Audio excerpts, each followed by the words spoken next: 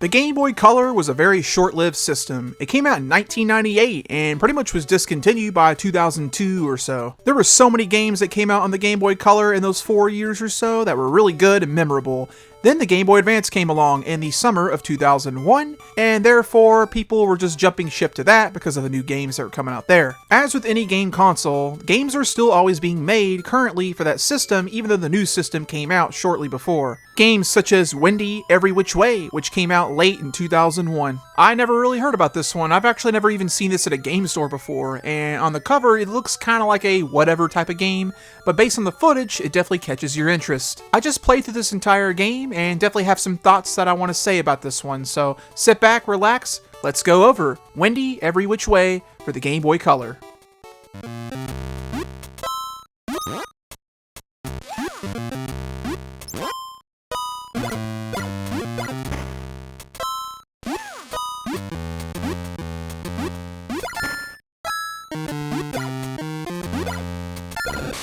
Wendy, Every Which Way was released on the Game Boy Color in North America and PAL regions in 2001. It was developed by WayForward Technologies and published by TDK. If you're into retro gaming, then you definitely know who WayForward is. They've made countless titles. The most popular franchise, Shantae, which would be the next game they would go on to make after Wendy, Every Which Way. They're known for a lot of stuff, but some stuff like River City Girls, they've also developed this, and the Advance Wars Reboot Camp. What's going on with this game with the setting is Wendy is actually a character from Casper, and it was from the old TV show back in the day. I remember Casper the movie in '95, that's the one I remember. But anyways, Wendy, the good little witch, character from Casper, one day she goes to her aunt's attic. She finds and opens a chest containing the magical moonstones. In doing so, they upset the gravity of the floating moonstone castle, causing it to crash onto her house.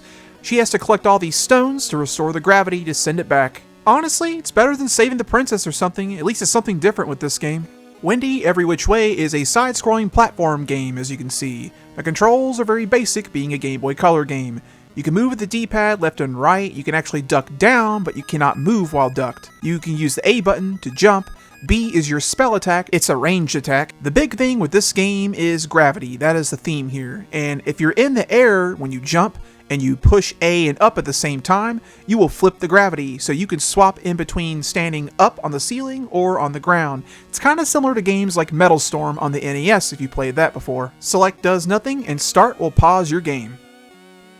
When you start the game up at the title screen, you've got normal and hard mode as well as advanced mode. Advanced mode only works if you're on a Game Boy Advance. Only a select few games had that at the time, just kind of makes it look a little bit better. The goal of this game is what you think it is. Get to the end of the level and get the moonstone. There are 4 worlds in this game, and including a bonus stage at the end of each world, which is a shoot 'em up stage. Which controls with that is easy, you just move with the D-pad, shoot with B. When playing, you'll see enemies in front or sometimes above you often, and all kinds of obstacles and hazards too. When you flip the gravity, the enemy does as well, which is a very interesting mechanic because sometimes you can get away from some enemies like slugs here, but all the other enemies, they're just gonna follow where you go with the gravity. This can cause additional effects too with some enemies. Here you got this Final Fantasy looking mage who goes on speed pretty much whenever you flip the gravity. Skeleton guy here, he tries holding on for his dear life from the ceiling. And these green acid hazards too, which basically they just hurt you if you fall in them. The biggest one that affects this gravity change are these blocks. There's some blocks that have spikes on them, and there's some blocks you'll need to use as platforms. This game really makes use of this mechanic and can alter how the levels are played through. Collectibles in this game, there's only one kind of collectible, and that is stars. Stars is your health as well as your power of your wand magic power. If you have no stars, it's a small little sparkle projectile,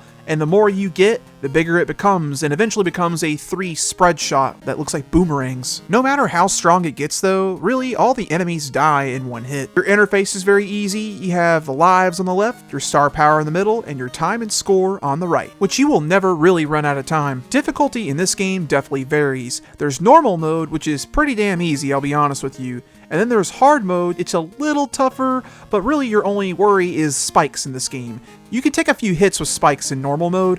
In hard mode though, it is an insta-kill, so it definitely makes the last couple levels a lot harder. I do enjoy the enemy variety in this game. There's a lot of different enemies, but this game only has one boss fight, and it's at the very end, and I'll be real, it's a very, very easy boss fight. You just gotta flip the gravity, hit the rock under the witch's chin, and that's pretty much it. Hit him a few times, and that's over.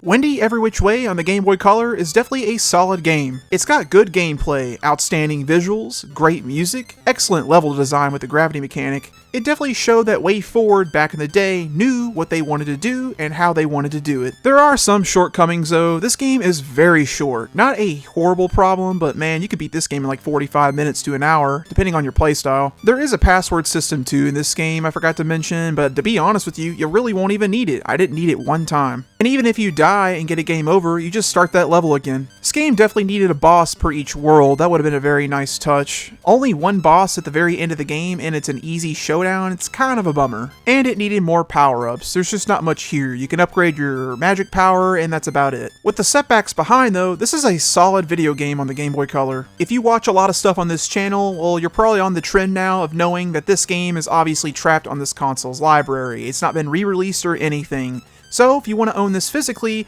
this is a very expensive game. It's over $100. Doesn't really surprise, since if you know Shantae, that's like half a grand or so.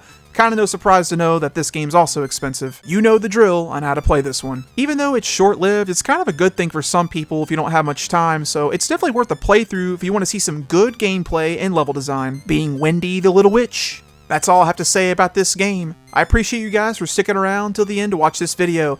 You got anything to say? Leave a comment down below. I'd love to hear what you got. Until next time, thanks for watching. Y'all take it easy.